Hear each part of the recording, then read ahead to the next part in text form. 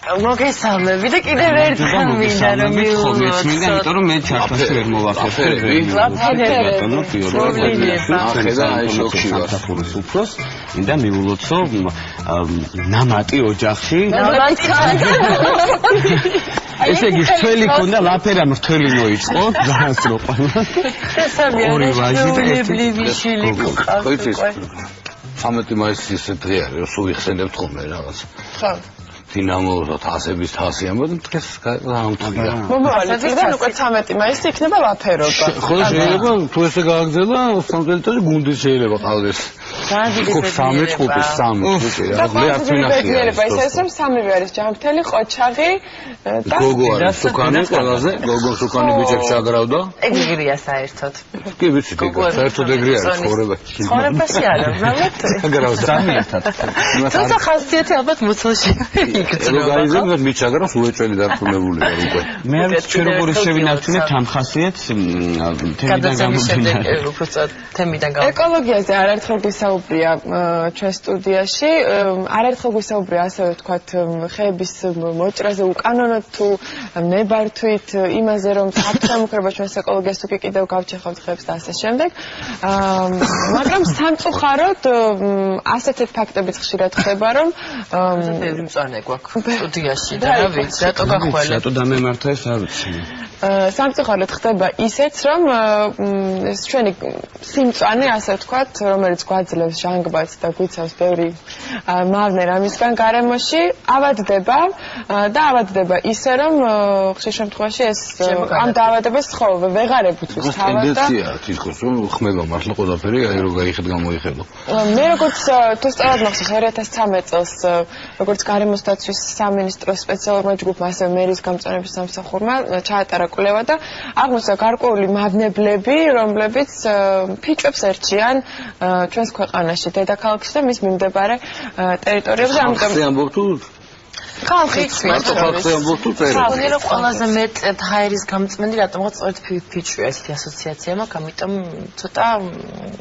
მეშინია ესე ვთქვათ იმ ამბის რაც უნდა გავშალოთ ამ გადაცემის ამ ნაწილში ნამდვილად რა ხდება რა შეიძლება იყოს გამოსავალი ამ სიტუაციიდან როგორ შეიძლება დავიცოთ ჩვენი ეკოლოგია და გადავარჩინოთ ფიჭვები რომლებიც ჩვენ გადარჩენაზე ზრუნავენ დავპატიჟოთ ჩვენი სტუმრების სტუდიაში ნინო ლომიდე თბილისის მერის ეკოლოგისა და გამწვანების სამსახურის წარმომადგენელი და ის მოლაღდგენის დეპარტამენტის უფროსი ნათია იორდანიშვილი. გამარჯობა მოგზანდით. ხოთ მოგზანდეთ. სალამი, მოგესალმებით. გამარჯობა. ხო, გაგზავნეთ.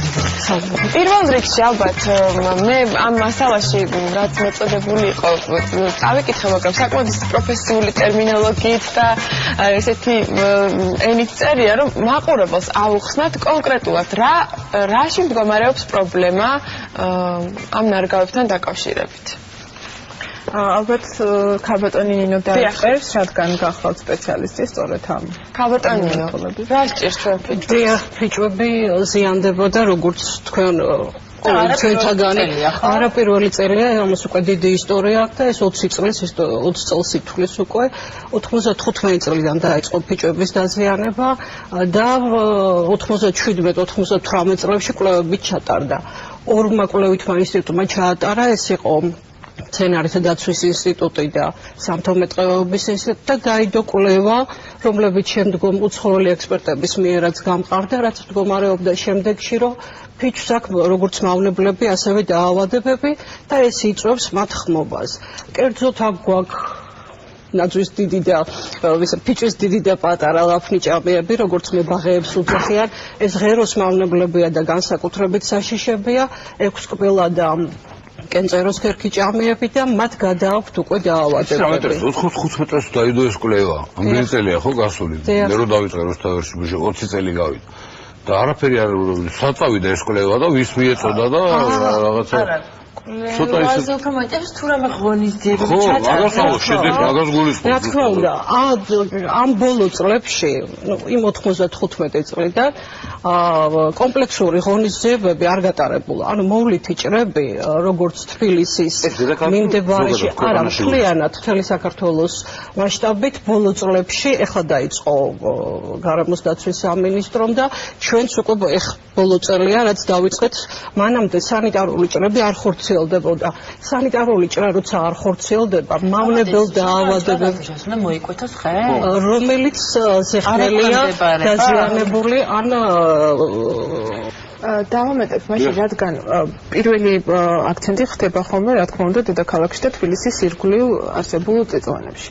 ქალბატონმა ნინო მახსნა მავნებელ დაავადებების კუთხით. მე გახლავთ მეტყველა და მინდა ოდნავ სიცხადე შემოვიტანო, თუნდაც ამ ნარგავებთან დაკავშირებით. არ დაგვაწყდეს, რომ ვაპარაკობთ ხელოვნურად გაშენებულ ნარგავებაზე, ხელოვნურ ფიჭვებზე, არის ალდარის ფიჭვი და არის შავი ფიჭვი და თბილისის გარშემო მთელი ფერდობები ალბათ გახსოვთ, გაგიგონიათ ბებიების გამავბოებისგან, რომ აშენდა აფეთქებებით, კლდოვანი იყო, მთლიანად მოტიტულებული იყო თბილისის გარშემო ფერდობები და ძალიან დიდი შრომა გასწიეს თავის დროზე მეტყველებმა. აი ეს გარდა ვთქვათ მავნებელ დაავადებებისა, იმიტომ რომ ქალბატონმა ნინომაც ახსენა კომპლექსური ღონისძიებები არ ხორციელდებოდა ამ გამწვანებულ ტერიტორიაზე, ეს არის ხელოვნური ტყე, ეს არ გახლავთ ბუნებრივი ტყე. დაირგო, არის ეს ვარიანტიც, რომ აი ამ სცენარებმა მიაღწიეს უკვე იმ ასაკს, როდესაც ვეღარ იღებენ ნიადაგიდან იმ საკვებს, საჭირო საკვებ ნივთიერებებს. არ მობერებისაც არ, ანუ თავის დროზე როდესაც აფეთქებები იყო შეტანილი იყო ნიადაგი, მაშინ ფიჭვი გახლავთ პიონერის სახეობა, რომელსაც შესწევს უნარი, რომ აი ეს ქანი დაშალოს, ნიადაგის წარმოქმნას შეუწყოს ხელი და კარგად გაიხაროს, თუმცა შემდეგ აუცილებლად მე როგორც სპეციალისტი ზოგადად წინააღმდეგი ვარ ხოლმე მონოკულტურები, ასე ვქო, ანუ ერთი სახეობისგან შემდგარი წმინდა მხოლოდ ფიჭვი რო არის, აი ესეთი ტყეების გაშენებაზე, ხო. ანუ აქ შემდეგ რაც თავარი, აი ესეთი ხელოვნური ნარგავებები ბუნებრივი განახლების უნარით, რაც ჩვენ ტყეებს აქვს ბუნებრივად, ანუ ახალი პატარა მცენარები რო წამოვიდნენ მატივენაზე რო თქვა, ხო? არ ახასიათებს მით უმეტეს ფიჭვებს. ამიტომ გარდა იმისა, რომ წლების განმავლობაში ვსაუბრობთ ახლა რატომაც დაიწყო. გარდა იმისა, რომ წლების განმავლობაში უნდა გაკეთებულიყო სანიტარული ჭრა, ახსენა ნინომ. როდესაც მოვლით ჭრებზე ვლაპარაკობთ, სანიტარული ჭრა არის ბოლო, როდესაც ტყიდან ან ხელოვნური ნარგავებიდან გამოდის მავნებლით დაზიანებული, გამხმარი ხმობადი ხე, იმიტომ რომ იქ მდგომარეობა გაუმჯობდეს, მაგრამ არის კიდევ მოვლითი ჭრის სახეები, რომლებიც კორომს ან მინდა ტერმინები ძალიან ბევრი მაგრამ აი ამ დღეს გარკვეულ ასაკში აძლევს საშუალებას, რომ უფრო კარგი გაიზარდოს, ძალიან მარტივად რომ ვქვა. ანუ გარკვეულ ასაკში მცენარეებში ტარდება აი ეს ჭრები, ეს არ არის ცუდი ჭრა, ყველა ცუდი არ არის, თუ სწორად ჩატარდა. ხო, რა თქმა უნდა. აი თქვენ ამბობთ, რომ ხელოვნური გაშენებული რადგან არის ეს ტყე, ამიტომ დაუშვათ განსაკუთრებული მოვლა სჭირდებოდა? აი ამ 20 წლის განმავლობაში, რომ აქამდე არ მოსულიყო ეს რადგან ასე ხალხს სჭირდება როგორც ბუნებრივს, ისე ხელოვნურ ნარგავებას ყველგან. თუმცა განსაკუთრებით, როდესაც ვლაპარაკობ ქალაქის იერსახეზე, როდესაც ვლაპარაკობ თბილისის გარშემო, აი ამ მწვანე ნარგავებზე, რომლებიც პირდაპირ კავშირშია ჩვენს ჟანგბადთან და ჩვენი ჯანმრთელობასთან, აქ პერმანენტულად უნდა ყოფილიყო ღონისძიებები განხორციელებული. ანუ მოვლები. ხო. და გამოსავალი რა ტერიტორია, რამდენი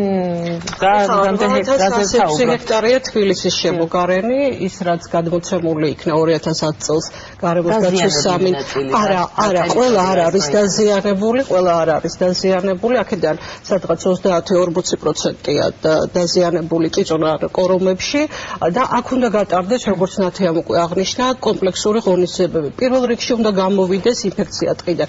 ანუ დაზიანებული უნდა მოიჭრას და უნდა მოხდეს მისი გამოტანა. შემდგომ უნდა განხორციელდეს, მე კვლევებზე ვამბობდი, როგორც ქართველები, ასე უცხოელი ექსპერტები რეკომენდაციას გვაძლევენ, რომ აქ გამოყენებული იქნას ფერომონიანი მჭერები. ის რაც ფერომონიანი მჭერები, ეს არის სპეციალური მოწყობილობა, რომელიც მაგრდება დანადგარზე ან ფიჭვზე, ესეთი ყუთის ფორმა აქვს, ყავისფერი ფერია და შიგნით წამალია, შიგნით პრეპარატია, დისპენსერია ჩამაგრებული. დიახ, ეს არის ეპიზოდურად იწვევა. სულს გამოყოფს, სპეციფიურ სულს გამოყოფს, რითიც იზიდავს მწერებს და მწერი რო ჩავარდება ფორმაში აღარ ხდება შემდგომ მისი გამოსვლა. ამის მოსაზიდია. ამის შემდგომ უკვე მე აუცილებლად უნდა განხორციელდეს ამ მოჭრილ ადგილებში შერგვა ფოთლოვანი სახეობების, რასაც გათია კიდევ უკეთესად გაშლის, იმიტომ რომ მოხდეს ჩანაცვლება. წინააღმდეგ შემთხვევაში ნიადაგის კვლევა აუცილებელია. იმიტომ რომ ხო შევისწავლოთ განწერული იყოს და არ გაიხაროს საერთოდ აუცილებელია ნიადაგის კვლევაც. ეს უნდა იყოს როგორც უკვე მოგახსენეთ კომპლექსური. მერიის მიერ დაწყებულია ეს ღონისძიებები 2014-ში. მხოლოდ თბილისის შემოგარენს მოიცავს ასე ვთქვათ. ეს უნდა მეკითხა, რამდენად გაქვს ქვეყანაში თუნდაც გარემოსდაცვის სამინისტროს იმის რესურსი, რამდენად აქვს, რომ მთელი საქართველოს მასშტაბით ვთქვათ, თუ ვერ ვებძვით იმას, რომ ვიღაცა ხეები მოჭრას, სარგული მაინც გადავარჩინოთ. მე მოგიყვებით რა ხდება დანარჩენ ტყეში, ასე ვთქვათ, იმიტომ რომ თბილისის გარშემო ტერიტორიები, რაზეც ნინო საუბრობდა, იურიდიულად არ შედის გარემოსდაცვის სამინისტროს დაქვემდებარებაში. ეს გახლავთ თბილისის მერიის სამოქმედო ტერიტორია. ჩვენ რა თქმა უნდა გარემოსდაცვის სამინისტრო, როდესაც მსგავს პრობლემას ეხება საქმე მორალურად, რა თქმა უნდა, უფლება არ აქვს თქვას, რომ ეს ჩემი საქმე არ არის, ამიტომ ჩვენ ვაპირებთ, რომ ძალიან ჭიდროთ მერიასთან კონსულტაციების მხრივ, ერთობლივი შეხვედრების მხრივ ვითანამშრომლოთ, თუმცა ღონისძიებებს უკვე მერია ნაწილი დაწყებული აქვს და ნაწილს დაგეგმავს და განახორციელებს, რაც შეეხება დანარჩენ ტყეს. ნინო დამეთანხმება, ანუ ტყეში კონკრეტული მავნებელი ან დაავადება ბიომრავალფეროვნება ყოველთვის არსებობს. თავარია ეს მავნებელი ან დაავადება რაღაცა პროცესების ზემოქმედების, თუნდაც კლიმატი ან განსაკუთრებული პირობა, ხელსაყრელი პირობა რაც შეექმნება ამ მავნე მწერს ან დაავადებას არ გააქტიურდეს, არ გამოიწვევს მასობრივი გავრცელება და შემდეგ უკვე არ გადავიდეს აგრესკისგან არ გადავიდეს ზიანის მოტანაზე. ასეთი მოხდა სამცხე-ჯავახეთში, ბეჭდავი ქერქიჭამია გახლავთ, წიწოვან ნაწმარს აზიანებს. ეს გახლავთ ძალიან დიდი პრობლემა, დიდი ხნის. მე მგონი 60-იან წლებში შემოყვა რუსეთიდან გაუქერქავ მორს, შემდეგ გავრცელდა სამცხე-ჯავახეთში. მაშინ აი ამ მავნებლის შესაჩერებლად პირწმინდა ჭრებით კი გახდა საჭირო. ბოლო კვლევა ჩვენ 2011 წელს ჩავატარეთ და 2012 წლიდან ვახორციელებთ ღონისძიებებს, იგივე რაც ნინო მახსენა ფერომონების გამოყენებით. ახლა მიმდინარეობს სანიტარული ჭრები ბორჯომის პლატოს ტერიტორიაზე, რომელიც ყველაზე მეტად დაზიანებულია. მისასალმებელია, რომ გამოტანილია. შემდეგ უკვე ამ ზაფხულს მიყვება აღდგენითი ღონისძიებები. რაც შეეხება ანუ როგორ ხდება პრინციპი აი ესეთ მავნებელ დაავადებებთან ბრძოლის ტყეში.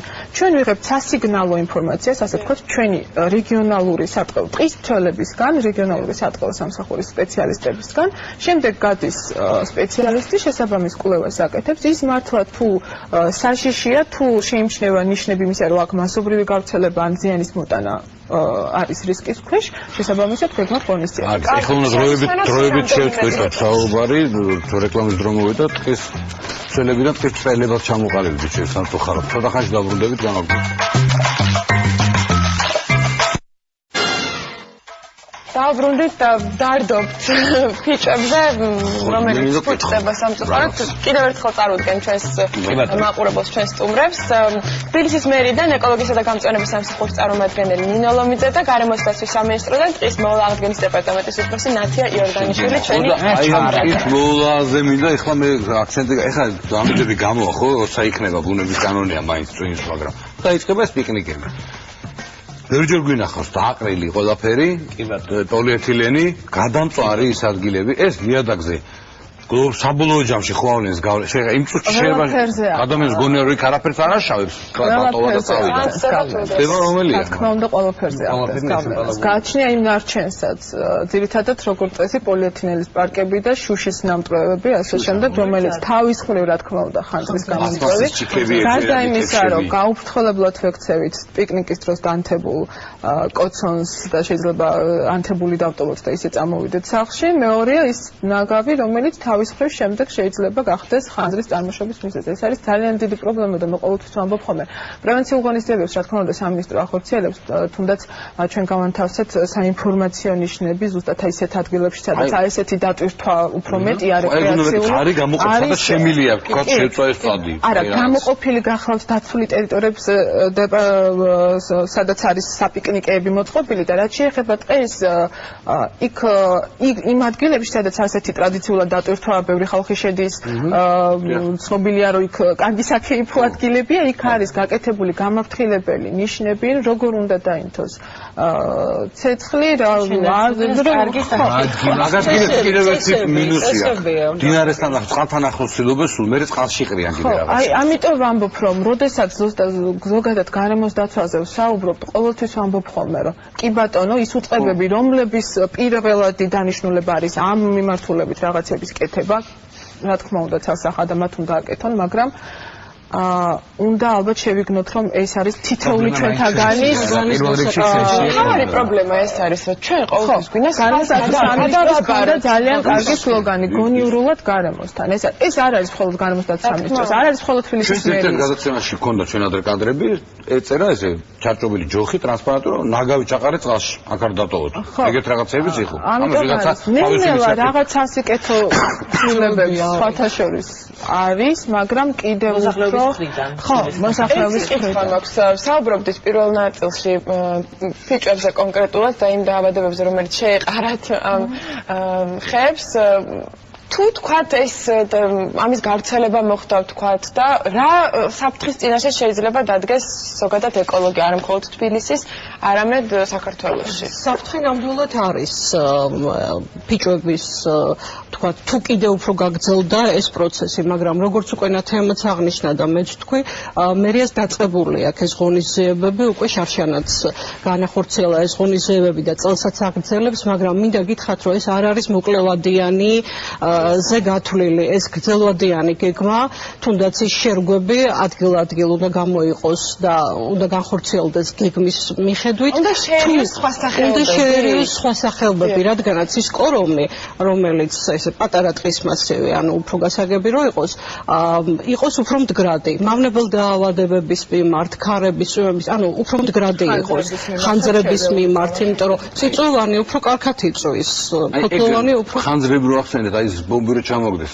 ბორჯომთან ახლოს. ის ადგილი არის საშინელება, ეხლა რო გაიარო. ეხლა არის ანუ აღარ იმას ქვია რა თქმა უნდა ანახავი იყო მოწარი იყო ეს სულ რაღაცა თუ არ გადავხვდეთ თემას ამაზე შემიძლია მოვაწოდოთ ინფორმაცია აქ იყო 1000 ჰექტარზე თითქმის ხანძარმა მოიცვა 1000 ჰექტარი და სრულად პირწმინდად განადგურდა თითქმის 250 ჰექტარი აქედან 80 რა თქმა უნდა ძალიან წარმოიდგინეთ იყო უნიკალური ტყის მასივი რომელიც ქმნის კლიმატს ბორჯომში იმიტომ წაღვერი, იმიტომ ბორჯომი და ის ტყეა იქ და ამ დროს მსგავსი მასშტაბური ხანძარი სხვათა შორის არ გქონია ასეთი ზიანის მომტანი. 80 ჰექტარი, რომელიც იყო მიჩნეული როგორც ქართველი, ისე უცხოელი ექსპერტების მიერ პრიორიტეტულად, რომ აქ ადამიანის ჩარევის გარეშე არ არის სხვა გამოსავალი, თავად ტყე წარმოებას ვერ დაიწყებს, ის 80 ჰექტარი ჩვენ წელს უკვე მოვიცავით, ანუ 2013 წლიდან დავიწყეთ იქ აღდგენის სამუშაოები, გაეროს განვითარების პროგრამის მაგიტომ არის რომ ჩვენ თითოეულ შეცდომას, ჩვენ თითოეულ არასწორ მოქცევას გარემოსთან დაკავშირებით მოყვება შედეგი, რომელსაც სჭირდება ათეული წლები აღმოჩნდეს. ეს არ არის ხანგრძლივი, ეს არ არის ხანმოკლე პროცესი. თუნდაც ტყის გაშენებისას, ხო, სტანდარტული თბილისში გამწონებელში შეიძლება რომ მაღალტანიანი ნერგი და ანუ ბაღ-პარკების შენობისას უკვე გაზრდილ ნერგს ყავს, ხო? ტყეში ჩვენ გვაქვს 3 წლის ნერგს, რომელიც არის სტანდარტულში ფაქტობრივად არ ხდება ზედა. აი ამ 3 წლის ნერგს სულ ცოტა 5-დან 12 წლამდე უნდა ინტენსიური მოვლა. და შემდეგ უკვე იწყებს ემსგავსება ტყეს, ასე თქვა. ცოტა ისეთი კითხვა დარგული, არა და ეცდება ეს. ცოტა ის ეგოისტური კითხვა მაქვს, იმიტომ რომ ბეთანია ახლა ველოსიპედებით დავდივარ ხოლმე და ის მარცხენა მხარეს სოტყი არის, ანუ მარჯვენაზე, კოჯრისკერო ჩადიხარ. ორივე მხარე, მარცხენა თუ ჩვენი გჭერდებით ხო? იქ ხო არის, იქაც არის რამე საფრთხე. კოჯრისკენ, რა თქმა უნდა, იქ არის საფრთხეები და იქ უკვე მოხდა შარშან უკვე მოხდა დაზიანებული ხეების გამოტანა და 3400 ძირი, მან შერგვა მოხდა კი მაგ ტერიტორიებზე. საინტერესებს ისევ დაუბრუნეთ ამ ბიჭების პრობლემას, დავშოთ შეწამლა არ მოაგვარებს რაღაცა დოზით პრობლემას, მხოლოდ გაჭრა თუ მოჭრა არის გამოსავალი. დავშოთ ან ბიჭებთან დაკავშირებით ვერ მოაგვარებს ამ პრობლემას, იმიტომ რომ ეს არის ქერქის მავნებლები, რომლებიც ქერქის და ღეროს მავნებლები, რომლებიც ცხოვრობენ ქერქში და ღეროში. ის შეწამლული პრეპარატი, თუნდაც ავიაშესხურება გამოვიყენოთ, რომელიც თქვათ თბილისის შემოგარენში შარშან იყო გამოყენებული და საკმაოდ კარგი შედეგი მოგვცა, მაგრამ ის იყო ფოთლის ღრმელი მავნებლები, რომლებიც გარეთ იყო და ფოთლოვანსაფრთხეებიც იყო, ხო? დიახ და ასევე შეწამლა, მაგრამ ამ ღეროს მავნებლებს, რომლებიც ფიჭვზეა ვერ შველის შეწამლა. თითოეულ მავნებელს და დაავადებას, როგორც თქვა, დიაგნოზს გვისმევენ ადამიანებს და შემდეგ უკვე მკურნალობის კურსი მიდის ან გადასხმით, ან პრეპარატულით, ან რა თქმა უნდა, ამასაც ასეთი მიდგომა აქვს.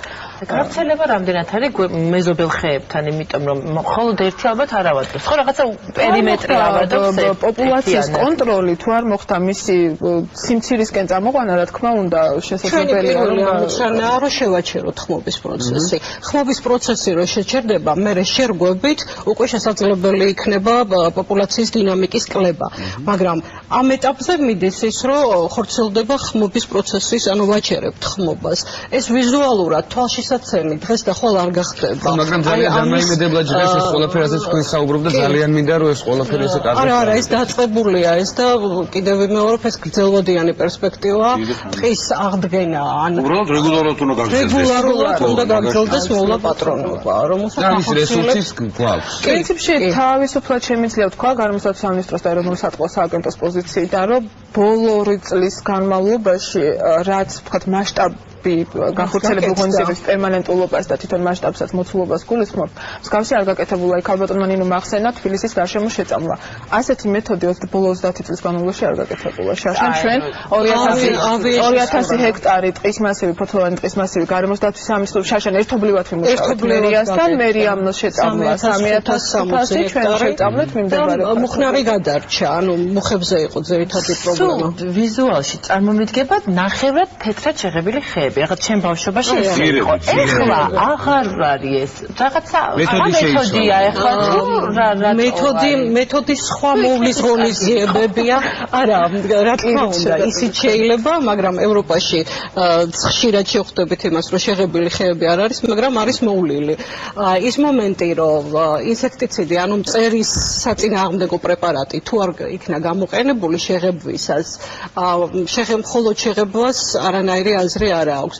უფრო ეფექტური მეთოდებია ამჟამად უკვე მოქმედებაში და ამიტომ აღარ საჭიროებს ასე კონკრეტულად ეს დასადლ დღას 1 მეტრამდე იყო 5 ალბათ ესეთ თავის რაღაცა შვებოდა ეს შეღებილი, თუმცა მე ხო დამდეს ბრალი, რომ რატომ ამახინჯებდით კომუნისტების და სამხეებს რატომ რაღაცა კითხვა შეღების გარდა იქ რაღაცა კამილებით შედიოდა პრეპარატები, რომლებიც აი რომ მიდიხარ იუსტიციის სახლისკენ სანაპიროზე მარცხენა მხარეს სულ ხეები მოჭრა. მარცხენა თუ მარჯვენა? ამჯერად მარცხენა მხარე, ეგ რამ განაპირობა, იმიტომ რომ გადაბელვა?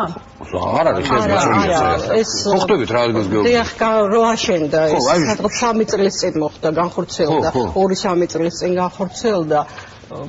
მაშინ ჩვენ იქ არ მუშაობდით, მაგრამ ვიცი ეს ფაქტი მიზეზი იყო ის, რომ რეკონსტრუქცია კეთდებოდა იმ ადგილის და არაფერი უბრალოდ მოჭრეს და დატოვეს, იქ არაფერი არ მოხდა.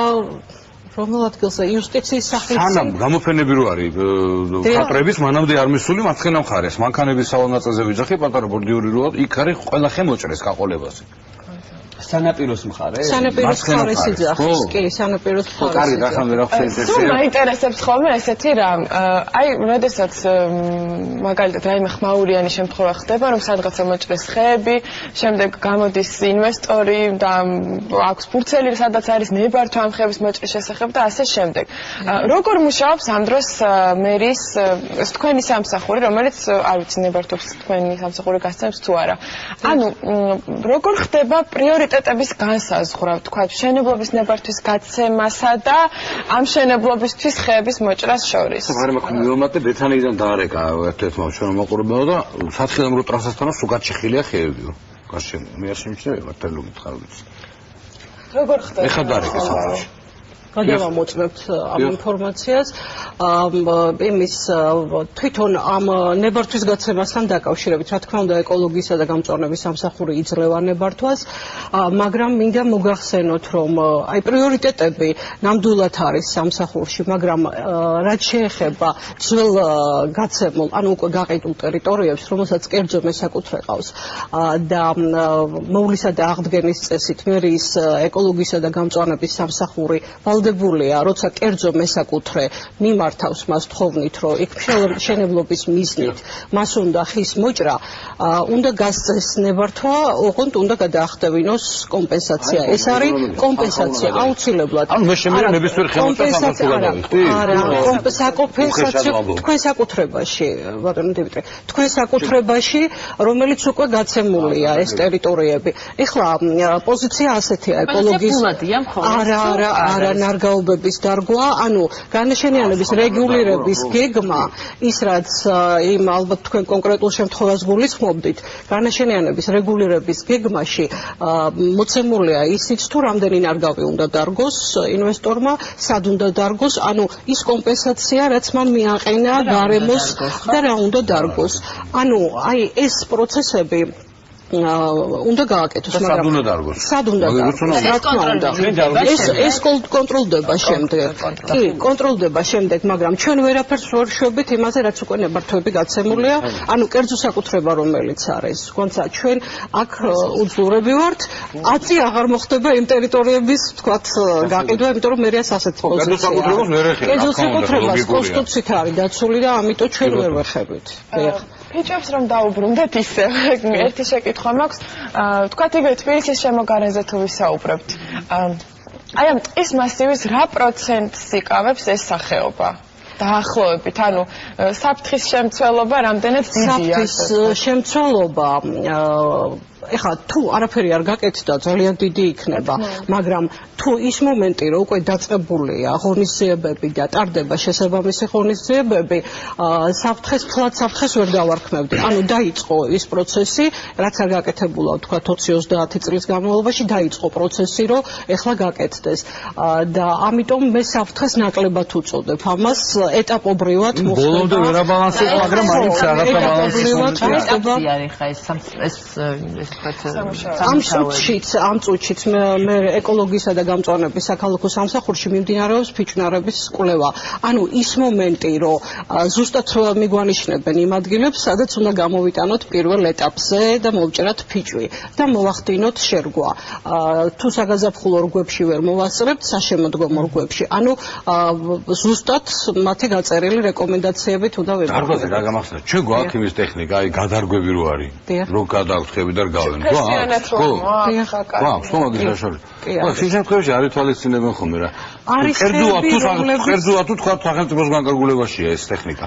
ზოგიერთი არის სახელმწიფო განკარგულებაში.